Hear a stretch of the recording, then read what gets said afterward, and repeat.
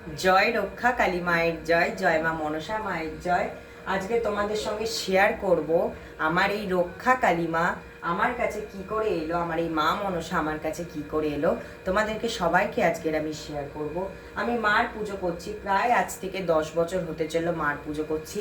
আর আমার এই বড় মা, আমার এই রক্ষা কালী মা কিন্তু আমার বাড়িতে এইভাবেই থাকেন। মার কিন্তু নিরঞ্জন হয় না। মা আজ থেকে প্রায় 10টা বছর হতে চললো মা আমার বাড়িতে কিন্তু এইভাবেই বিরাজমান।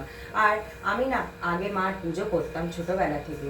তখন আমি না ভাবতাম যে না, মার একটা আমি বিগ্রহ আনবো, মাকে যাতে আমি শাড়ি পরাতে পারি, মাকে সুন্দরভাবে যেন সাজিয়ে গুছিয়ে রাখতে পারি।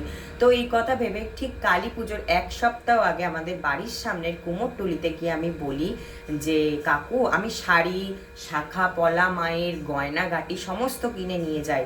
যে বলি যে না কাকু, আমার একটা এমনি এমনি সাইজের মা লাগবে, যাতে আমি মাকে একটু শাড়ি পরাতে পারি, সুন্দর করে সাজগোজ করাতে পারি। আর এগুলো দিয়ে যাচ্ছি, তুমি মাকে সাজিয়ে দিও।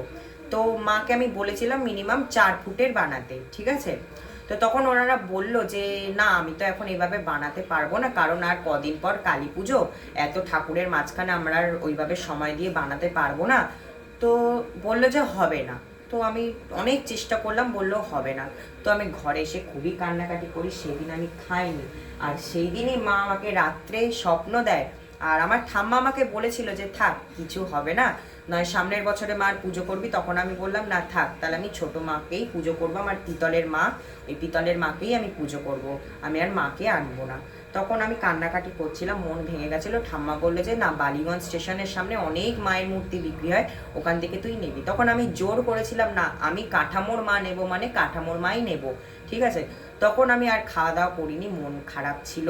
তখন আমি যখন গেছিলাম ঘুমাতে, তখন না মা আমাকে স্বপ্ন দেয়, মানে একটা আলোর ছটা এলো, মানে স্বয়ং আমার রক্ষাকালী মার, আমার এই হাইডের মা, মার গায়ের রং এই, মার শিব এমনি বেকা শিব ছিল। মা স্বয়ং এসে বলে গেল যে তুই আমাকে খুঁজে পাবি, তুই যাবি, তোর আমাকে খুঁজতে অনেক সময় হবে, কিন্তু তুই ঠিক আমাকে খুঁজে পাবি। মা স্বয়ং এসে বলে গেল। আর সেই মতনই আমি যখন খুঁজছিলাম মাকে, আমি কিন্তু খুঁজে পাচ্ছিলাম না। প্রায় 1 থেকে 1 ঘন্টা 15 মিনিট 20 মিনিট পর আমি কিন্তু মাকে খুঁজে পেয়েছি। আর ওই সাইজেরই মা কিন্তু ছিল, যেমন আমি সাইজের দেখেছি মা সেইভাবেই আমার বাড়িতে এসছে। আর এতদিনে মার প্রায় 10 বছর হতে চললো আমার মাকে আমি পুজো করি। মাকে পুজো করি অনেক বছরই হয়েছে, কিন্তু মা আমার বাড়িতে এই রূপে প্রায় 10 বছর ধরে আছেন। আর মার সঙ্গে সঙ্গে কিন্তু আমার বাড়িতে আমার মা মনসাও চলে এসছেন। মা মনসার সঙ্গে সঙ্গে মা শীতলা মাও চলে এসছেন। মা শীতলা মার সঙ্গে সঙ্গে মা কৃষ্ণকালী মাও কিন্তু চলে এসছেন। সব কিন্তু মার আদেশ। মার আদেশ ছাড়া কিন্তু কিচ্ছু হয় না। মার ইচ্ছা ছাড়া যেমন গাছের পাতা নড়ে না, মার ইচ্ছা ছাড়া কিন্তু কিচ্ছু হয় না।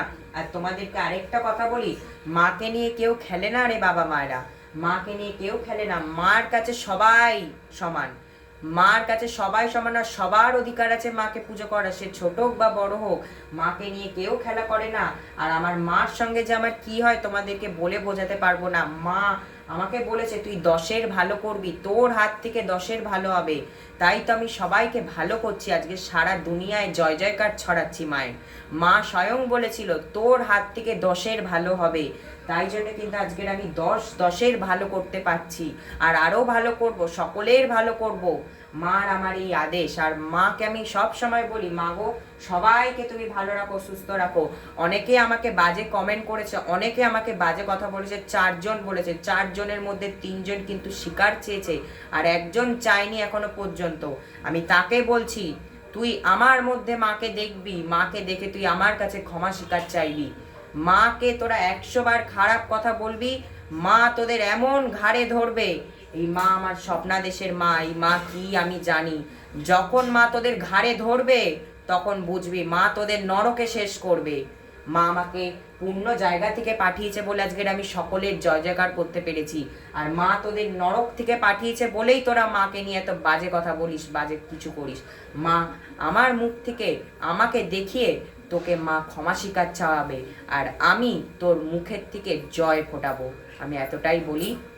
আর আমার মাকে তোরা চিনিস না, আমার মা আমার স্বপ্নাদেশের মা। মা যেদিন তোদের ঘাড়ে ধরবে সেই দিন বুঝবি।